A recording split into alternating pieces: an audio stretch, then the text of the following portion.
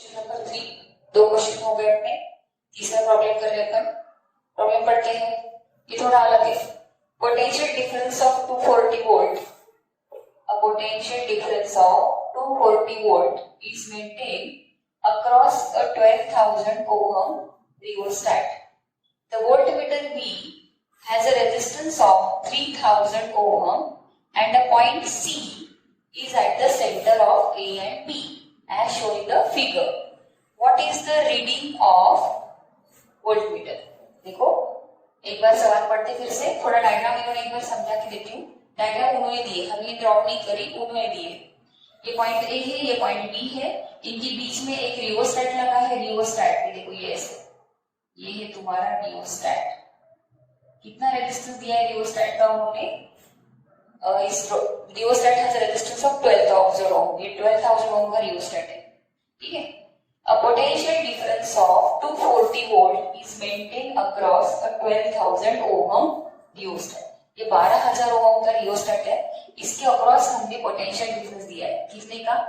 ये देखो, ये 240 वोल्ट का पोटेंशियल डिफरेंस दिया है, यहाँ पे लिख लेती हूँ। This is the 240 volt potential difference is maintained across the terminal A and B, and इसके अक्रॉस एक रियोस्टैट लगा है और उस रियोस्टैट का टोटल रेजिस्टेंस है 12,000 ओम। The voltmeter V has a resistance of 3000 ohm.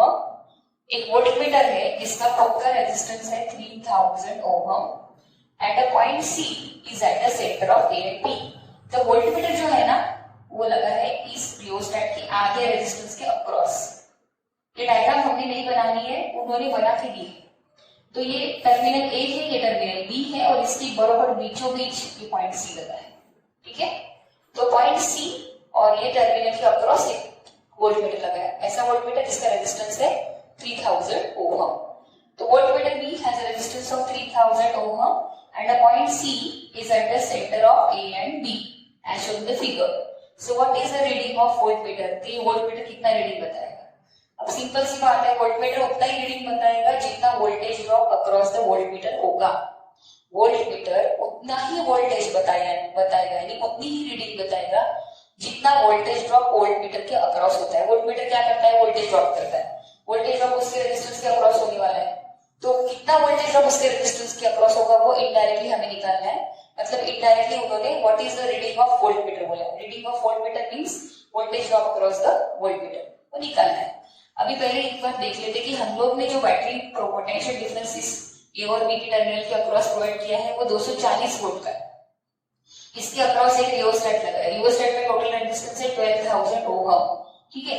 लेकिन एक पॉइंट C जो है बीचों बीच, तो अगर 12,000 ओम की इतनी वायर की रेजिस्टेंस 12,000 है, तो आधे आधे की कितनी होगी? 6,000 ये नीचे वाले लोअर पार्ट की और 6,000 ये ऊपर वाले अपर पार्ट की। लेकिन आपका वोल्टमीटर लोअर पार्ट के साथ पैरेलल में है, अपर के पार्ट के साथ नहीं। डायग्राम देखो ठीक से, आपका वोल्टमीटर लोअर पार्ट के साथ पैरेलल में है, अपर पार्ट के साथ पैरेलल में नहीं है। तो ये सर्किट ऐसा हो गया मानो कि ये और ये दोनों पैरेलल में, इनका जो इफेक्टिव आएगा वो इस 6,000 के साथ सीरीज में। देखो पूरा रेजिस्टेंस कितना था रियोस्टैट का? 12,000। अपर पार्ट का कितना? क्योंकि ये बराबर C पॉइंट बीचों बीच सेंटर पे है, तो हमने रेजिस्टेंस आधा आधा बांट दिया, 6,000 ऊपर 6,000 नीचे। लेकिन नीचे वाले 6,000 के साथ ये 3,000 जो है 3,000 कैसे है? पैरेलल में। तो हम लोग क्या करेंगे, पहले अगर इस सर्किट को रीड्रॉ करें ना, फिर से रीड्रॉ, तो मैं कैसे करूंगी? तो ये ऐसा, ये 6,000 का ये, और ये 3,000 और 6,000 मिला के जो बनेगा उसको मैं आरपी नाम दे देती। आरपी ये उन दोनों का इफेक्टिव रेजिस्टेंस पैरेलल में, और इनके साथ एक 240 का सोर्स। देखो कितना सिंपल सर्किट बन गया। 240 का सोर्स ये, 6,000 ये, और इन दोनों का जो इफेक्टिव होगा आरपी वो ये। अब अगर आपको कोई बोले कि सर्किट में से कितना करंट चल रहा निकालो, तो बहुत सिंपल है, आप कर सकते हो, लेकिन उसके पहले आपको आरपी निकालना पड़ेगा। कैसे निकालते हैं आरपी? तो यहाँ पे सॉल्यूशन स्टार्ट करते हैं। सिंस 6,000 नीचे वाला, lower 6,000, lower 6,000 ohm and 3,000 ohm are in parallel. ये कैसे है? पैरेलल। तो इनका इफेक्टिव में निकालती हूँ आरपी। कैसे करते हैं आरपी? अगर इसको R1 बोल दूं, इसको R2 बोल दूं, तो हम क्या बोलते हैं? RP R1 R2 upon R1 plus R1 R2 upon R1 plus R2। अब यहाँ पे R1 की जगह 6000, R2 की जगह 3000, 6000 into 3000 upon 6000 plus 3000, ठीक है। 6 3 जा 18 और 3 0 3 0 6 0 डाल दो, 1 2 3 4 5 6 और ये 6 plus 3 9, लेकिन इसमें 0 3 ही रहेगी क्योंकि एडिशन है ये 3। ओके, 6000 plus 3000 9000 and 6000 into 3000 वो हो गया ऊपर। तो ये 3 0 नीचे के और ऊपर के 3 0 उड़ा दो, ठीक है। अब 18000 डिवाइड बाय 9, 9 1 9 9 2 18 और ये 2000, ये आ गया पूरा final. 2000 is the effective resistance of the parallel combination। अब ये आरपी की वैल्यू मुझे पता चल गई कितनी? 2000 ओम। अब ये मैं आरपी की वैल्यू बताती हूँ, देखो यहाँ पे कर देते 2000 ओम इज द आरपी, ठीक है। अब आपको पता है कि आरपी और ये ऊपर वाला 6000 ये कैसे है? सीरीज। देखो पहले ये दोनों पैरेलल में, इनका जो इफेक्टिव आ रहा है वो इसके साथ सीरीज में, तो अभी इन दोनों का इफेक्टिव रेजिस्टेंस निकाल देते हैं, यानी पूरे सर्किट का इफेक्टिव रेजिस्टेंस मिल जाएगा 6000 प्लस 2000। अब देखते हैं यहाँ पे इसके आगे की step since upper 6000 ohm and RP bracket में इसकी वैल्यू लिखते हैं इज इक्वल टू 2000 ओम, बराबर है। Upper 6000 ohm and RP are in what? Are in series. कैसे है? Are in series. अब इनकी वैल्यू निकाल लेते हैं इफेक्टिव, तो इफेक्टिव वैल्यू आरएस, उसको आरएस बोल देना सीरीज की।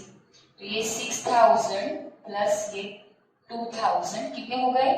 बोलो 8000 ओम। ये आ गया हमारा इफेक्टिव रेजिस्टेंस। आप इसको आरएस बोल सकते हो, आर इफेक्टिव भी बोल सकते हो, ठीक है। अच्छा, पूरे नेटवर्क का इफेक्टिव रेजिस्टेंस हमें मिल गया 6000 और 2000 8000। तो अभी आपका नेटवर्क देखो कितना सिंपल हो गया। रेडियस ये 8000, एक अकेला 8000 का, और ये तुम्हारा बैटरी। अब आप करंट नहीं निकाल सकते? बिल्कुल निकाल सकते हो। अब हम करंट निकालेंगे, देखो कैसे। देखो एक बार फिर से, ये 6000 और 3000 पैरेलल में, इन दोनों का इफेक्टिव हमने निकाला 2000, फिर जो आया इन दोनों का इफेक्टिव 2000, वो 2000 और ऊपर वाले 6000 का में सीरीज में, तो इनका दोनों का निकाल दिया 8000। तो 8000 पूरे नेटवर्क का इफेक्टिव रेजिस्टेंस। और अब हम लगाएंगे नेटवर्क के लिए करंट कैसे निकालना। अब नेटवर्क में वोल्टेज कितना चल रहा है वो भी मालूम है, इफेक्टिव रेजिस्टेंस कितना है, और सिंपली हम लोग अभी ओम्स लॉ लगाएंगे। ओम्स लॉ के अनुसार ये वीडियो पॉज करके आप इतना लिख लेना, ठीक है। मैं यहाँ पे करती हूँ, देखो नेटवर्क समझ में आया? नेटवर्क, ये नेटवर्क अभी कैसे होगी यहाँ पे करती हूँ। देखो एक सिंपल सा नेटवर्क हो गया। ये एक सोर्स लगा है 240 का, प्लस माइनस देखो 240 का सोर्स लगा है, इसके साथ हमारा इफेक्टिव रेजिस्टेंस हो गया अभी कितने का बोलो? 8000 का। और अब हम लगाएंगे Ohm's law. According to Ohm's law V0 तो आ रहा है, V0 उठा रहे हैं, अभी आर नहीं बोलते, इसको आरएस बोल देंगे, आरएस इनटू आर। अब V कितना दिया हम लोग 240 का, आरएस हमारा कितना है? आरएस कितना है हमारा 8000। देखो 8000 डालते हैं 8000 और आर हम निकालेंगे। So 240 upon 8000 is equal to R। ये गया, ठीक है। अभी 800 सा 8 3 सा या 3/100। You got the current value is I is 3/100 ampere, यानी कि 3 into 10 का power -2 ampere। The current flowing through the network is 3 into 10 का power -2 ampere। But उन्होंने हमको करंट नहीं पूछा है, उन्होंने हमको पूछा what is the reading of voltmeter। Voltmeter कितना रीडिंग कर दिखाएगा? तो वोल्टमीटर उतना ही रीडिंग दिखाएगा जितना voltage drop across the voltmeter होगा, ठीक है। उसके लिए हमको वोल्टमीटर से जाने वाला करंट अगर देखो, हमारे को वोल्टमीटर का रेजिस्टेंस तो पता है। अगर ओम्स लॉ के अनुसार voltage drop across the voltmeter यानी V इक्वल टू R करना चाहिए, R तो हमें पता है, बट वोल्टमीटर से जाने वाला करंट नहीं पता। लेकिन हमको जो करंट पता है फिर वो कौन सा है? अभी जो हमने करंट पता किया वो कौन सा है करंट है? देखिए ये करंट है, वो ये ऐसे नेटवर्क से चलेगा ऐसा ऐसा करके, ये 3 into 10 का पावर -2 एम्पीयर करंट ऐसा ऐसा चलेगा, ठीक है, ऐसा जाएगा, ये हाथ रखा है। लेकिन इसके साथ ये दोनों जो इफेक्ट, इसका 6000 और 3000 कैसे थे? पैरेलल में थे, पैरेलल में मिलके जो कंबाइंड में उसको आरपी बोला था ना, ठीक है ना। अब देखो तो ये बुलाया मैं इसे डायग्राम को रीड करके, ये जो करंट आया था 3 into 10 का पावर -2 एम्पीयर वो इससे चलेगा, और इन दोनों का जो इफेक्टिव आया था आरपी इसके साथ, क्योंकि आरपी इसके साथ सीरीज में था। तो जो करंट सीरीज में करंट कॉमन होता है, तो जितना करंट इस 6000 के साथ चलेगा उतना ही करंट इस आरपी के साथ चलेगा। जो करंट तुम्हारा 6000 अपर वाले 6000 के साथ चलेगा वही करंट तुम्हारा effective resistance of the voltmeter and lower part of this 6000 इन दोनों का जो इफेक्टिव था आरपी उसके साथ भी चलेगा। मतलब क्योंकि सीरीज में ये दोनों एक दूसरे के साथ सीरीज में, तो the current which is flowing to the 6000 ohm the same current will flowing to the RP. But RP में दो रेजिस्टर छिपे हुए, एक है 3000 का और एक है 6000 का। अब अगर करंट आपका यहाँ तक के 3 to 10 -2 एम्पियर आता है, लेकिन यहाँ पर आने के बाद वो करंट बढ़ जाएगा, कुछ करंट इसको मिलेगा कुछ करंट इसको मिलेगा, क्योंकि पैरेलल कॉम्बिनेशन में करंट डिस्ट्रीब्यूट होता है। तो अभी वो तो हमारे लिए फिर कॉम्प्लिकेटेड हो गया कि इससे जाने वाला करंट भी निकालो, उससे जाने वाला करंट भी निकालो, लेकिन फिर वो हम लोग कॉम्प्लिकेटेड नहीं करेंगे उसको, वो भी हम निकाल सकते हैं। लेकिन आपको इस तरीका पता है, क्योंकि उन्होंने आपको करंट भी नहीं पूछा था, उन्होंने आपको वोल्टमीटर से जाने वाला करंट नहीं पूछा, उन्होंने आपको वोल्टमीटर के अक्रॉस कितना वोल्टेज ड्रॉप होगा यानी इनडायरेक्टली वोल्टमीटर की रीडिंग पूछी। तो जो वोल्टेज ड्रॉप इसके अक्रॉस होगा वही वोल्टेज ड्रॉप किसके अक्रॉस होगा, और ये दोनों पैरेलल में लगे थे और इन दोनों का इफेक्टिव कितना था, वो था 2000 ओम। इसीलिए जो करंट तुम्हारा 6000 से चलेगा वही करंट इन दोनों का जो इफेक्टिव आपने निकाला था पैरेलल में, देखो 2000 और अपर वाले 6000 सीरीज में थे, तो जो करंट इस 6000 से चलेगा वही करंट इस 2000 से चलेगा। तो हम indirectly voltage drop across the 6000 end voltage drop across the 2000 निकाल सकते हैं। बट उन्होंने आपको इसके अक्रॉस पूछा है तो हम ये निकालेंगे। अब ये थोड़ा आपको समझने में दिक्कत हो सकती है, बहुत सिंपल तरीके से बता दूं। देखो पहले क्या कर लेना आप लोग, आपका टोटल वोल्टेज आपको इतना तो पता है कि सीरीज कॉम्बिनेशन में करंट सेम रहता है और वोल्टेज डिस्ट्रीब्यूट होता है। सीरीज कॉम्बिनेशन में करंट सेम रहता है और वोल्टेज डिस्ट्रीब्यूट होता है। तो आपका ये वोल्टेज जैसे ऐसे करके इसमें इस वोल्ट सोर्स की वजह से जो करंट मिलने वाला वही करंट इसके अक्रॉस चलेगा। तो इसके अक्रॉस वोल्टेज ड्रॉप कितना होता है वो निकाल लो, फिर आपको पता चलेगा। Voltage drop across, potential drop across 2000 ohm, इसको हम लोग आरपी बोल रहे हैं। Let us calculate. So V is equal to RP into R। अब करंट तो हमें मालूम है, जो करंट इससे चलेगा वही करंट इससे चलेगा। करंट हमने निकाल के रखा है 3 to 10 का पावर -2, 3 into 10 का पावर -2, और आरपी भी हमने निकाला 2000, ठीक है। अब देखिए -2 गए और ये 2 0 गए, और 20 into 3 that is 60 volt. 60 volt is getting drop across this RP, ठीक है। इस 2000 के अक्रॉस 60 वोल्ट वोल्टेज ड्रॉप होगा। लेकिन ये 2000 कैसे बना था, ये नीचे वाला 6000 और ये वोल्टमीटर का 3000 पैरेलल में लगे हुए थे और इनका कंबाइन को हम लोग 2000 बोल रहे थे। तो फिर आपको पता है कि ये और ये पैरेलल में है, और पैरेलल में voltage drop across each component क्या होता है, सेम होता है। तो जितना वोल्टेज ड्रॉप इन दोनों के इफेक्टिव के अक्रॉस होगा उतना ही वोल्टेज ड्रॉप इसके भी अक्रॉस होगा और उतना ही वोल्टेज ड्रॉप इसके भी अक्रॉस होगा।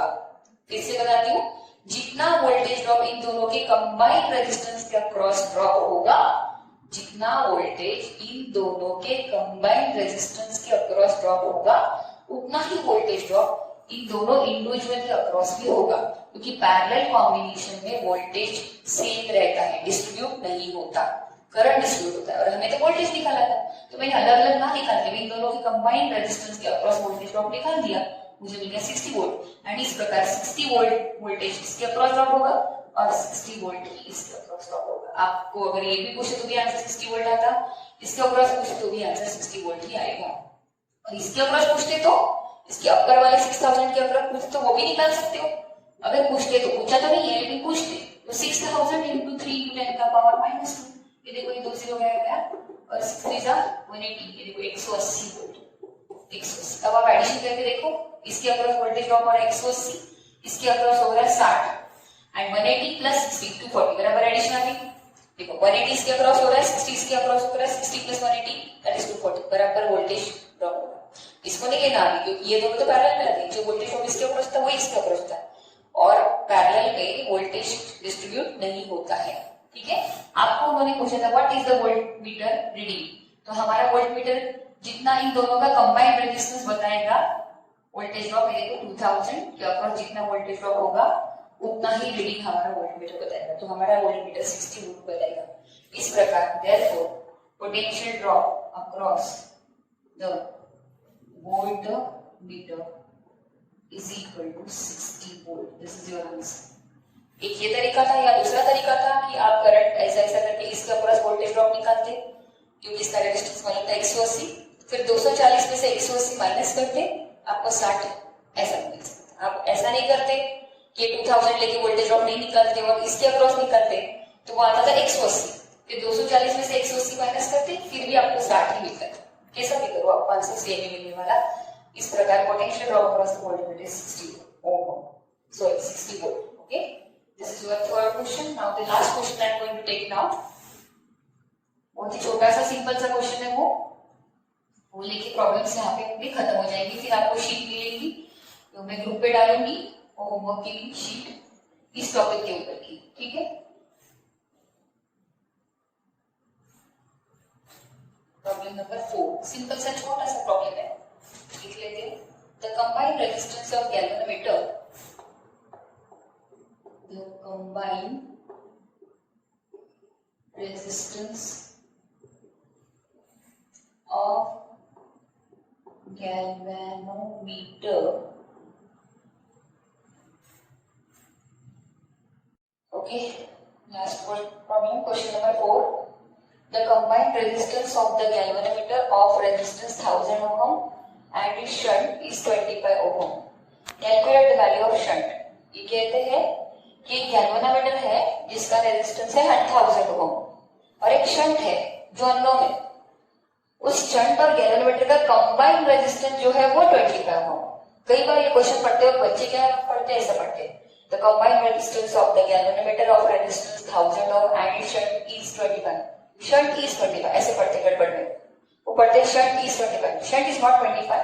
Listen carefully and read it carefully.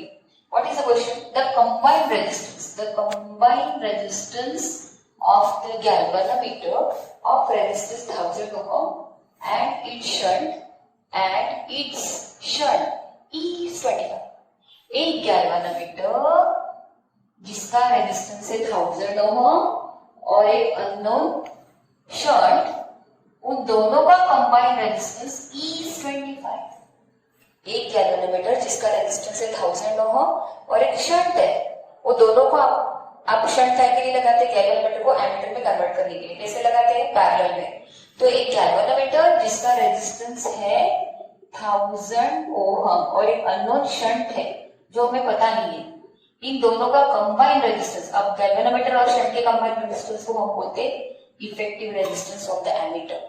Galvanometer और शंट के कंबाइंड रेजिस्टेंस को हम बोलते हैं effective resistance of the ammeter. तो इनडायरेक्टली उन्होंने आपको आरए दिया है, effective resistance of the ammeter. एक बार फिर से सेंटेंस पढ़ के देखो कैसे थोड़ा आपको उल्लू बनाने की कोशिश करिए।